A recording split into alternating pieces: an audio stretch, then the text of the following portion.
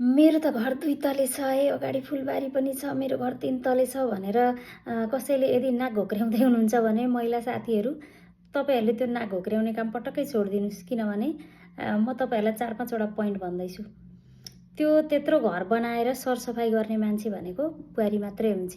अरूले सरसफाइ गर्नु हुँदैन घर, किनभने परिवारका अन्य सदस्यले विशेष गरी पुरुषले चाहिँ घर सरसफाइ गर्नु भनेको चाहिँ जातै जानु, बेइज्जत हुनु हो है, पहिलो नम्बर। अनि दोस्रो नम्बरमा चाहिँ यदि घर सफा सुग्घर छ, चिटिक्क छ भने त्यो बुहारीको कामै के छ हो? अरूले कुरा काट्छन् क्या, त्यो बुहारीको कामै के छ? त्यही एक मानाको भात पकाउनु र त्यही घर सरसफाइ गर्नु त हो नि। त्यति पनि नगरे के छ त त्यसको काम भन्ने आरोप आइलाग्छ। कहिलेकाहीँ अब घर फोहोर छ, किनभने सधैँ भ्याउँदैन नि त मान्छेले। कहिलेकाहीँ यस्तो घर फोहोर भयो भने त्यो बुहारीकै गतिलिथी फोर्नी र फोर्नी बेगाएर ल्याएका छन्, अनि त्यहाँदेखि घर के सफा गर्थे? त्यत्रो माल पारा चाल नपाएको त्यत्रो घर बनाएर के फोहोर राखेको? त्यो आरोप आइलाग्छ। अनि त्यसै गरी हाम्रोमा चाहिँ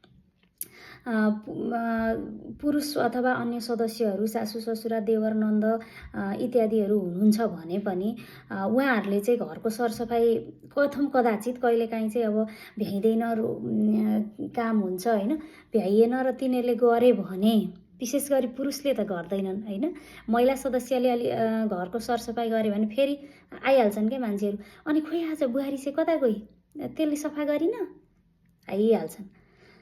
अनि अब फेरि अब यो सबै अब त्यो भएपछि त बुहारीले नै गर्नु पर्यो।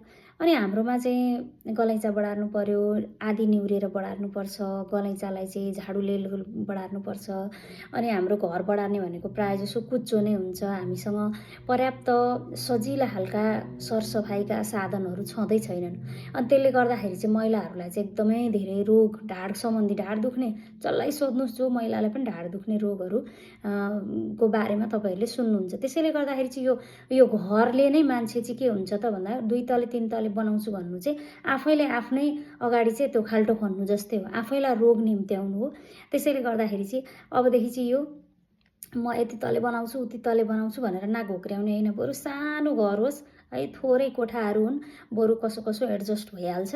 तर यो ठुलो घर बनाएर म यसो गर्छु उसो गर्छु भनेर त्यस्तो चाहिँ काम चाहिँ राम्रो होइन रहेछ। अझ गाउँघरमा त अचेल ठुल्ठुला घरहरू बनाइन्छ, अझ गाह्रो, बाहिरको काम गर्नु कि भित्रको घर सम्हाल्नु कि होइन। त्यसैले गर्दाखेरि चाहिँ यो ठुल्ठुला घर बनाएर चाहिँ नाक घोक्र्याउने काम चाहिँ बन्द गरौँ है दिदीबहिनी। यो ढाडको रोग निम्त्याउनु हो, यो ठुल्ठुलो घर बनाउनु भनेको ढाडको रोग निम्त्याउनु हो।